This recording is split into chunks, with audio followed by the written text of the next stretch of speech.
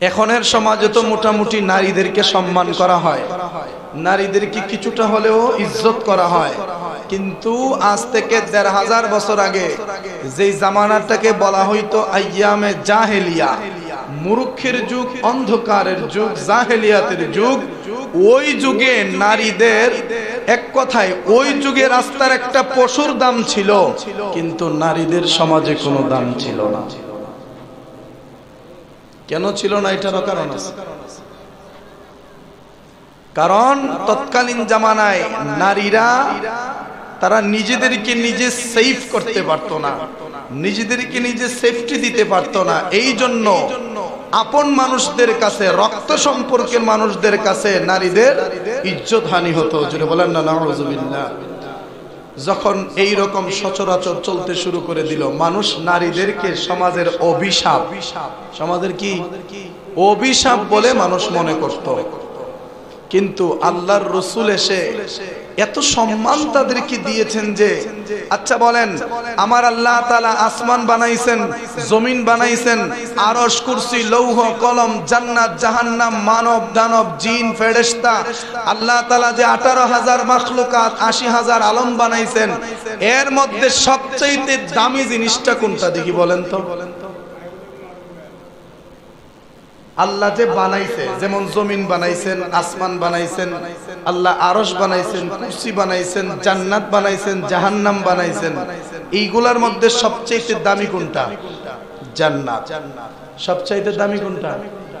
জান্নাত। কারণ রাসূল জান্নাতের উপমা দিতে গিয়ে বলেছেন, এই পৃথিবীতে যা কিছু আছে সবকিছু যদি বিক্রি করে দেওয়া হয়, এই পৃথিবীর জমিন পুরোটাকেও যদি বিক্রি করে দেওয়া হয়, ওই অর্থ দিয়ে জান্নাতের একটা ইট কিনতে পারবে না। তাহলে কি মনে করছেন, জান্নাত কি কম দামি? কিন্তু আমার দয়াল নবী ঘোষণা দিয়েছেন, আল্লাহ তাআলার এত দামি জান্নাত আল্লাহ রেখে দিয়েছেন নারীদের পায়ের নিচে। সুবহানাল্লাহ বলেন না? আচ্ছা বলেন, প্রত্যেকটা নারী জাতি মা জাতি কিনা? একদিন আগে হোক, ৩ দিন পরে হোক, ১০ দিন পরে হোক, সবাই তো একদিন মা হবে, হবে না? হবে। আর আল্লাহর নবী কয়, আল জান্নাতু তাহতা আকদামিল উম্মাহা, প্রত্যেকটা সন্তানের বেহেশত তার মায়ের পায়ের নিচে। সুবহানাল্লাহ বলেন না? কতটুকু সম্মান আল্লাহ তাদেরকে দিয়েছেন যে আল্লাহর সৃষ্টি জগতের সবচাইতে দামি সৃষ্টির নাম জান্নাত, এবং আমলের শেষ পরিণতির নাম হচ্ছে জান্নাত। ওই জান্নাত আল্লাহ তাআলা মায়ের পায়ের নিচে রেখেছেন।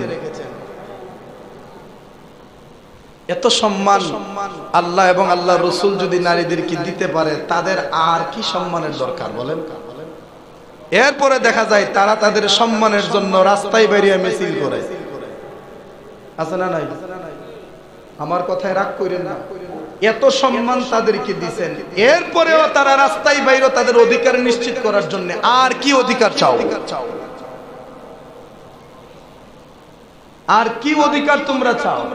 যে আমরা স্বাধীনতা নাই, আমরা স্বাধীনভাবে চলবো, আমরা বুরকা পরে চলতে পারবো না, আমরা আমাদের মতো করে পোশাক পরবো। নাউজুবিল্লাহ বলতেন না? তোমরা তোমাদের মতো পোশাক তখনই পরতে পারতা যদি তোমরা নিজেদের দায়িত্ব নিজে গ্রহণ করতে পারতা। কারণ নারী জাতি কখনো নিজের দায়িত্ব নিজে গ্রহণ করতে পারে না একজন পুরুষের সাহায্য ছাড়া। এই জন্য আল্লাহ কোরআনে বলছেন, আর-রিজালু কাওয়ামুনা আলান নিসা,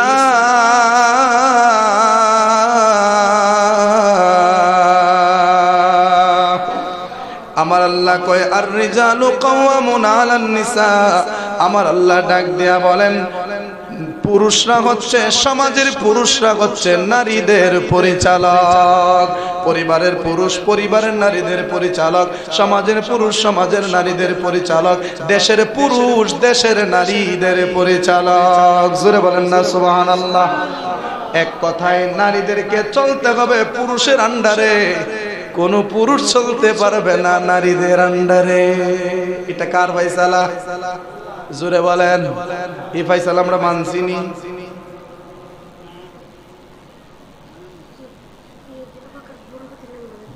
আচ্ছা আচ্ছা, যাও। এই আইন তো আমরা মানি নাই। আমার আল্লাহ তাআলা পুরুষদেরকে নারীদের উপরে সম্মান দিয়েছেন, এতে কি নারীদের সম্মান কমে গেছে?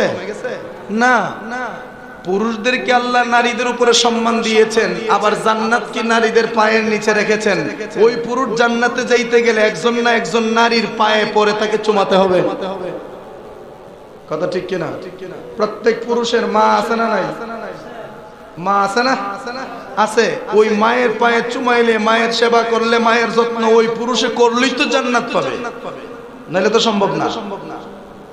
এক দিক দিয়ে সম্মান দিয়েছেন, অপর দিক দিয়ে নারীর কাছে তাকে আল্লাহ ছোট করে রেখেছেন। সুবহানাল্লাহ, এটাই আমার আল্লাহর ফয়সালা। দেখেন নারীদেরকে আল্লাহর রাসূল এবং আমার আল্লাহ তাআলা কত ইজ্জত দিয়েছেন।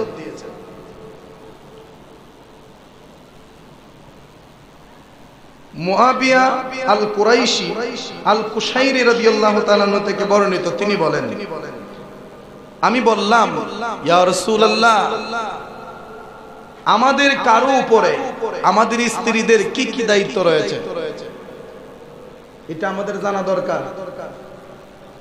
সবার জানা দরকার। বিবাহিত বলেন, অবিবাহিত বলেন, সবার জানা দরকার। না জানলে আপনি অধিকার আদায় করবেন কিভাবে?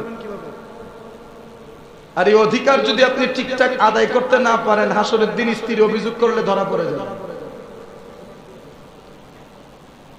হযরতে মুআবিয়া আল কুশাইরি রাদিয়াল্লাহু তাআলা আনহু থেকে বর্ণিত, তিনি বলেন, আমি বললাম, হে আল্লাহর রাসূল, মা হাক্কু যাওজাতিন আহাদিনা, হে আল্লাহর রাসূল, একজন স্ত্রীর কি কি অধিকার রয়েছে? তখন রাসূল বললেন, এক নাম্বার অধিকার হলো, তুমি যখন আহার করবে তোমার স্ত্রীকেও আহার করাবে। সুবহানাল্লাহ বলেন না? তুমি যখন খাবে তোমার স্ত্রীকেও খাওয়াবে, তোমার সঙ্গীকে তুমি খাওয়াবে। তুমি 5 স্টার হোটেলে খাইবা আর তোমার স্ত্রী বাড়িতে, গ্রামের বাড়িতে ভিক্ষা করে খাইব, এটার নাম স্বামী স্ত্রীর সম্পর্ক না, বরং তুমি যা খাবে তোমার স্ত্রীকে তাই খাওয়াবে। সুবহানাল্লাহ বলেন। তারপরে নবী বলেন, 2 নাম্বার, তুমি যদি নতুন পোশাক পরো তোমার স্ত্রীকেও নতুন পোশাক পরতে দেবে। সুবহানাল্লাহ। তুমি ভালো কাপড় পরলে তোমার স্ত্রীকে ভালো কাপড় পরতে দেবে।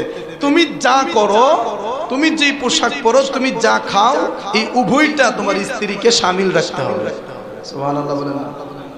এরপরে নবী কয়, ওয়ালা তাদরিবাল ওয়াজহা, ওয়ালা তাদরিবাল ওয়াজহা, তোমরা কখনো তাদের চেহারায় মারবে না। সুবহানাল্লাহ বলতেন না? তোমরা তোমাদের স্ত্রীর চেহারায় কখনো আঘাত করবে না, কারণ পুরো দেহটা আল্লাহ বানিয়েছেন হুকুম দিয়ে, চেহারাটা আল্লাহ বানিয়েছেন কুদরতি হাত মুবারক দ্বারা। আল্লাহ কুদরতি ভাবে, এমন কারিগর আমার আল্লাহ, এমন ভাবে আল্লাহ একজনের চেহারাকে বানিয়েছেন, একজনের চেহারা আরেকজনের সাথে 100 মিলে না। কথা ঠিক কিনা? যমজ ভাই যদিও থাকে, দেখবেন চেহারা একটা না একটা পরিবর্তন আছেই। এই পৃথিবীতে 800 কোটি মানুষ, 800 কোটি মানুষকে যদি একসাথে দাঁড় করানো হয়, দেখবেন একজনের চেহারা আরেকজনের চেহারার সাথে যদিও মিলে, কিন্তু 100 মিল চেহারা পাবেন না, কারণ কারিগর আল্লাহর কোন সৃষ্টি না, স্বয়ং আমার আল্লাহ নিজে কারিগর হয়েছে। এই জন্যে আল্লাহ রাসূল বলেন, এই চেহারায় কখনো আঘাত করবে না। ওই যে আমরা থাপ্পড় মারি, এটা নিষেধ, এটা হারাম। প্রয়োজনে এটা কইলে তো আবার আপনারা দিবেন উসলাইয়া থাকতো, এটা সময় হইলে কম। চেহারায় আঘাত করা যাবে না, এটাই মাথায় রাখেন। আর স্বামীর হুকুম অমান্য করে শরীয়ত বহির্ভূত কাজ করে, এই রকম না হওয়ার আগ পর্যন্ত স্ত্রীর গায়ে হাত তোলার বিধান নাই। এরপরে নবী বলেন, ওয়ালা তুকাব্বিহ, এবং তাদেরকে গালমন্দ করবে না। গালমন্দ বলতে মারে তুল্লা, বাপরে তুল্লা, ও রুরি যা আছে সবাই রে তুল্লা, আন্দি গুন্দি গালিগালাজ আছে না নাই? আছে না? নবী কয়, তুমি স্বামী হিসাবে তোমার উপরে দায়িত্ব হলো স্ত্রীকে গালমন্দ করবে না, তাকে কষ্ট দেবে না, তাকে গালিগালাজ করবে না। তারপরে নবী কয় ওয়ালা তাহজুর ইল্লা ফিল বাইত, রাওয়াহু আবু দাউদ। সিয়াসিত্তার 6টা কিতাবের মধ্যে বিশ্বস্ত একটি কিতাব হাদিসের, যে কিতাবের নাম আবু দাউদ শরীফ।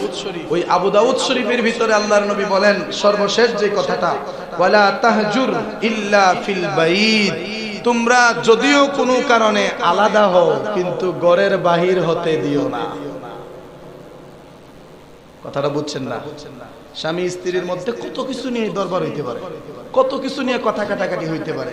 এই জন্য আপনি কইবেন বাইরে আমার বাড়িতে, অধিকার নাই আপনার এই কথা কোয়ার। বরং আপনি ঘরের ভিতরেই থাকবেন, আপনার স্ত্রীও ঘরের ভিতরে থাকবে, কিন্তু দুইজন দুইজনের থেকে দূরত্ব বজায় রাখবে। এটাই হচ্ছে আল্লাহর রাসূলের আইন। সুবহানাল্লাহ বলেন না? ওই যে আমরা বাপের বাড়ি পাঠাই দিন অনেক সময়, এটা ঠিক না। রাগ করছে আপনার বাড়িতে রাখতে হবে, কিন্তু এক জায়গায় থাকা যাবে না। রাগ শেষ হয়ে গেছে তো বাকি দাম রাখি না। তাহলে আমরা কয়টা দায়িত্ব পাইলাম?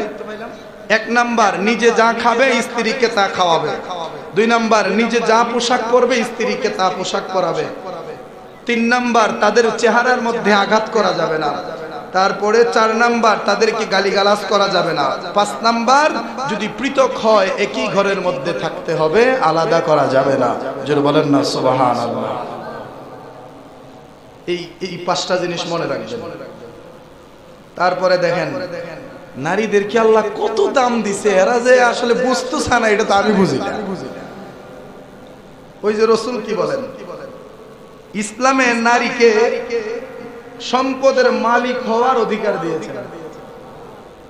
সুবহানাল্লাহ বলেন না? একজন পুরুষ শুধুমাত্র তার পিতৃ সম্পত্তি থেকে কি পায়? সম্পদ পায় বা হক পায়। কিন্তু একজন নারী সে তার পিতৃ সম্পত্তি থেকেও অংশ পাবে, তার স্বামীর কামাই থেকেও অংশ পাবে। সুবহানাল্লাহ বলেন না?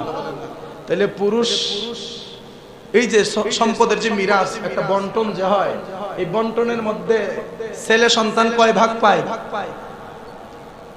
সম্পদের 4 ভাগের 3 ভাগ পায় ছেলে, 1 ভাগ পায় মেয়ে।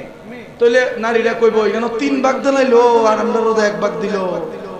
আচ্ছা, একটু সময়ের জন্য তুমি মাইনা নেও যে তোমার 1 ভাগ দিছে, ছেলেরা 3 ভাগ দিছে। এই 1 ভাগ তুমি যখন স্বামীর বাড়িতে যাইবা, স্বামীর ওই অংশ থেকে তুমি আর 1 ভাগ পাইবা। সুবহানাল্লাহ বলেন না? পাইলে দেখা যাবে এমনে এমনে বাপের বাড়ি স্বামীর বাড়ি মিলায়া তোমার ভাইয়ের সম্পত্তির চাইতে তোমার সম্পত্তি বেশি। এটাই ইসলাম। সুষম বন্টন নীতি ইসলামের মধ্যে রয়েছে। এবার আসেন, ইসলাম নারীকে সম্পদের মালিক হওয়ার অধিকার প্রতিষ্ঠা করেছেন। যেমন আল্লাহ তাআলা ইরশাদ করেন, লিররিজালি নাসীবুম মিম্মা ইকতাসাবু ওয়ালিন-নিসাই নাসীবুম মিম্মা ইকতাসাবনা ওয়াসআলুল্লাহা মিন ফাদলিহি ইন্নাল্লাহা কানা বিকুল্লি শাইইন আলিমা। আমার আল্লাহ বলেন, পুরুষরা যা অর্জন করে তা তাদের প্রাপ্য অংশ। সুবহানাল্লাহ বলেন না? এবং নারীরা যা অর্জন করে তা তাদের প্রাপ্য অংশ। নারীরা যদি কোনো কিছু করে এটাতে স্বামীর হক রয়েছে, আবার স্বামী যদি কিছু করে এটাতে স্ত্রীর হক রয়েছে। এই জন্যই তো জামাইটিয়া বউ মাইরা দিলেও কিছু হয় না, এটা তারটে হোক। কিন্তু চুরিটারি করা যেত না, কয়া নিতি। কথা ঠিক না বেঠিক? চুরি করে নিয়ন্ত্রিত আল্লাহ অধিকার দিয়েছে।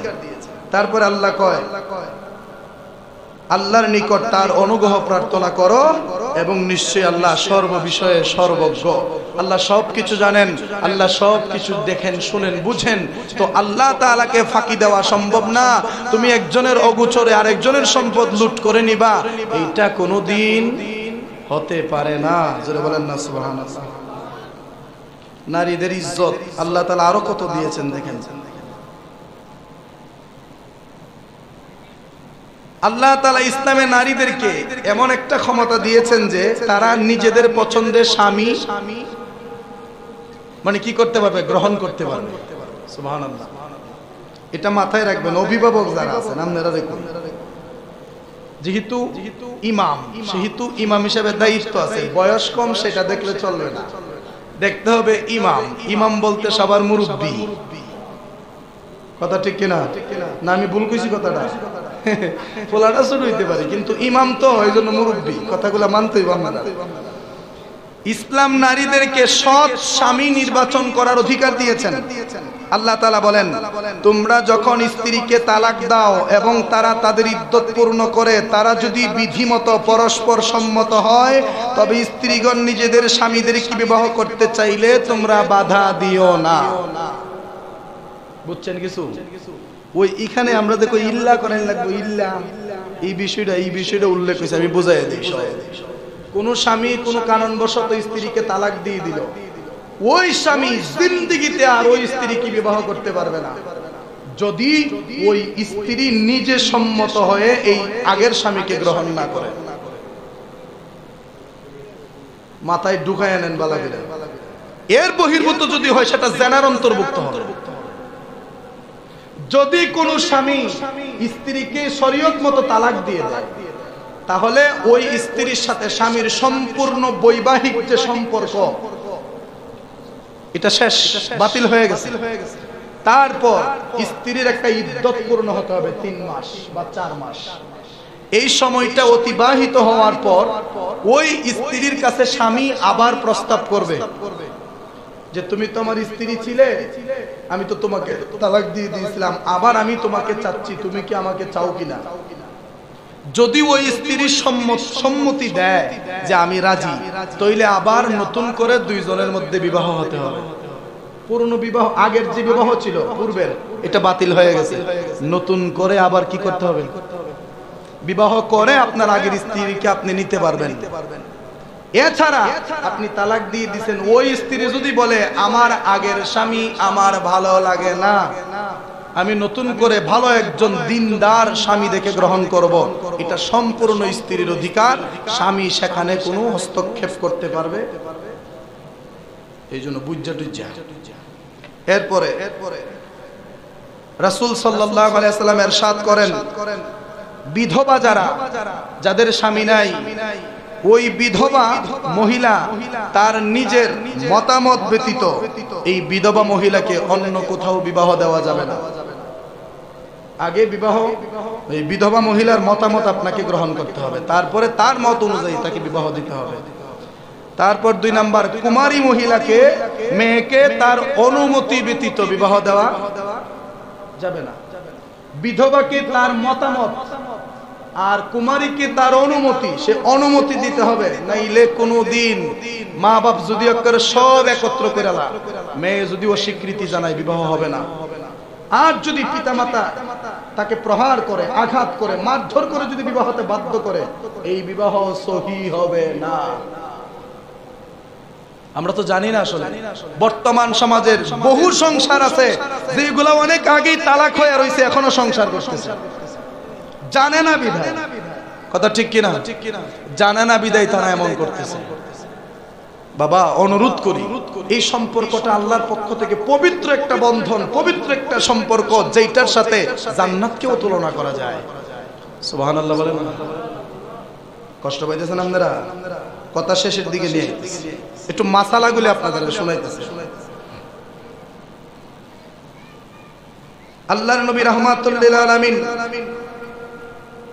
ইরশাদ করেছেন, ইসলাম এমন একটা ধর্ম, যেই ধর্মে বেবিচার করা হারাম, কন্যা সন্তান জীবন্ত কবর দেওয়া হারাম, সাময়িক বিবাহ হারাম, পরিপূর্ণ ইনসাফ বজায় রাখতে না পারলে দ্বিতীয় বিবাহ করা হারাম। বোঝা গেছে? পরিপূর্ণ ইনসাফ যদি বজায় রাখতে না পারেন, দ্বিতীয় বিবাহ হারাম। 4টা তো দূরের কথা, এটা আল্লাহর ফয়সালা। ওই যে আল্লাহ বলেন, ফা ইন খিফতুম আল্লা তা'দিলু ফাওয়াহিদাতান ওয়া আবাহাত তালাকা ইনদাদ দারুরা। আল্লাহ তাআলা ডাক দেয়া বলেন, আর যদি তোমরা একাধিক স্ত্রীর মাঝে নেই সঙ্গত আচরণ বজায় রাখতে না পারো এবং না পারার আশঙ্কাও যদি রাখো, তাহলে তোমরা একজনকেই বিবাহ করবে। সুবহানাল্লাহ। এই বিধানগুলি আমরা জানি না। তারপরে আল্লাহর নবী বলেন,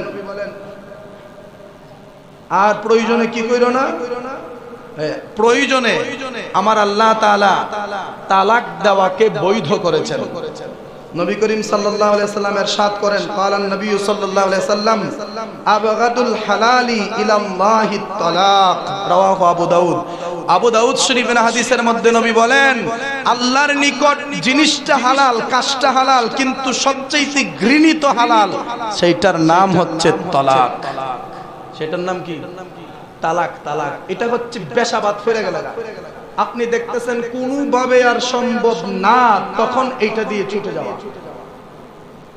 এছাড়া এটাকে আল্লাহ তাআলা ঘৃণা করেন, এটাকে আল্লাহ তাআলা অধিক ঘৃণা করেন।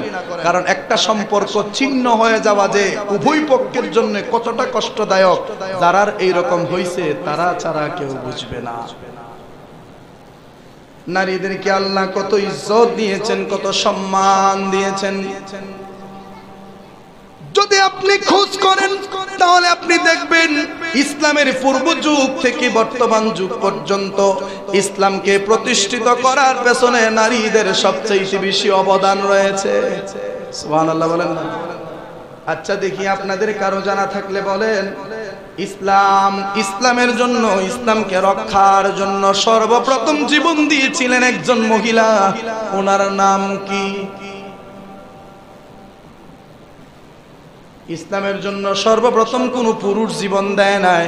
ইসলামের জন্য সর্বপ্রথম যিনি জীবন দিয়েছিলেন উনি হচ্ছেন একজন মহিলা, আর যিনার নাম হচ্ছে হযরতে বিবি সুমাইয়া রাদিয়াল্লাহু তাআলা আনহা। বলেন সুবহানাল্লাহ। এই ইসলামের জন্য নিজের সমস্ত ধন দৌলত আল্লাহর রাহে কুরবান করে দিয়েছেন। আরবের সবচাইতে ধনী মানুষ ছিলেন, কিন্তু ইসলাম কবুল করার পর আরবের সবচাইতে গরিব মানুষ সেজে গেলেন। সব সম্পত্তিগুলি দ্বীনের পথে দান করে দিলেন একজন মহিলা। তিনি কোনো পুরুষ না, একজন মহিলা ছিলেন। ওনার নাম হচ্ছে নবীর বিবি হযরতে মা খাদিজাতুল কুবরা। আচ্ছা বলেন দেখি, সহজ একটা প্রশ্ন, ইসলামে এমন একজন নারী ছিলেন যেই নারীকে স্বয়ং কানায় কাবা আগায়া নিতে এসেছিলেন। একজনে বলছে, আর কে দেখি? রাবেয়া বসরি রহমতুল্লাহি আলাইহি একজন মহিলা ছিলেন। ওই রাবেয়া বসরি উনি হজ করতে যাবেন, কাবা ওনাকে আগায়া নিতে আসছে। এত সম্মান তাদের। দাহিয়াতুল কালবির ঘটনা তো আপনারা জানেন। ওই তৎকালীন জামানায় ভাই বোনের কাছে, বোন ভাইয়ের কাছে, বাবা সন্তানের কাছে, সন্তান বাবার কাছে, মা বাবার মেয়ে বাবার কাছে, বাবা মেয়ের কাছে, তাদের মধ্যে কোনো ইজ্জত সম্মান ছিল না। যে যেভাবে পারছে আপন রক্তের মানুষদের সাথে জানার মধ্যে লিপ্ত হয়ে গেছে। রাস্তার মুড়ে মুড়ে নারীরা ধর্ষিত হতো, সমাজে সমাজে নারীরা ধর্ষিত হতো। এইরকম আইয়ামে জাহিলিয়াতের অবস্থা দেখে মানুষ আল্লাহর কাছে, মানে তাদের ভগবানের কাছে এরকম আবদার করতো যে আল্লাহ জীবনে যাওই দেও, কোনদিন মেয়ে সন্তান দিও না। কারণ মেয়ে সন্তান দিলে আমি বাবা হইয়াও আমি আমার ওই যে লালসাটাকে আমি সামালতে পারবো না। আমার ছেলে সন্তানটাও তার বোনের সাথে খারাপ কাজে লিপ্ত হয়ে যাবে। কারণ সমাজের অবস্থাটাই এইরকম, তাদের জ্ঞানে কিচ্ছু নাই, তাদের মধ্যে ধর্মের কোনো কিছু তারা তোয়াক্কা করে না। ও আল্লাহ জীবনে যাওই দেও, কোনোদিন আমাদেরকে মেয়ে সন্তান দিও না। এইভাবে তারা কি করতো? আল্লাহর কাছে দোয়া করত। তো দেখা গেল দাহিয়াতুল কালবি তার একটা মেয়ে সন্তান হয়ে গেল। সে ব্যবসার মধ্যে ছিল, গর্ভবতী স্ত্রীকে বাড়িতে রেখে তিনি ব্যবসায় চলে গিয়েছিলেন। তো তখন তো মোবাইল ছিল না, সাথে সাথে ফোন দিয়ে যোগাযোগ করবে যে ছেলে হইছে না মেয়ে হইছে, এইটা জানার মতো কোনো সুযোগ ছিল না। দাহিয়াতুল কালবি কি করলেন? ওই যে আপনার ব্যবসার মধ্যে চলে যাওয়ার পর তার স্ত্রী কিছুদিনের মধ্যে গর্ভপাত হলো, সন্তান ভূমিষ্ঠ হলো। দেখা গেল সন্তানটা কোনো ছেলে সন্তান না, সন্তানটা ছিল একটা মেয়ে সন্তান। তার স্বামী যাওয়ার সময় তারে কয়ে গেছে, বিবি যদি মেয়ে সন্তান হয় আমার দেখানোর আগে তাকে মেরে ফেলবা, তাকে জীবন্ত কবর দিয়ে দিবা। কারণ মেয়ে সন্তানের বাবা হওয়ার চাইতে নিজের গলায় নিজে ফাঁস দেওয়াটা সবচাইতে ভালো। এখন বুঝেন আপনারা নারীদেরকে কতটুকু বেইজ্জত করা হতো। নারীর বাবা বলে নিজেকে সম্বোধন করতে কি লাগতো? লজ্জা লাগতো। দেখা গেল দাহিয়াতুল কালবি ব্যবসায়ী থাকলেন, অনেক দিন হয়ে গেল, আসতে লেট হয়েছে।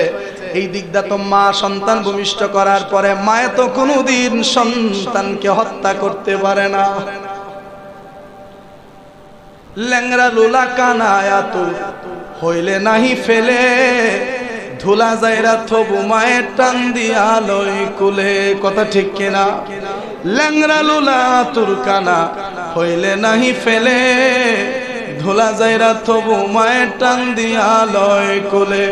সন্তানের প্রসবের কালে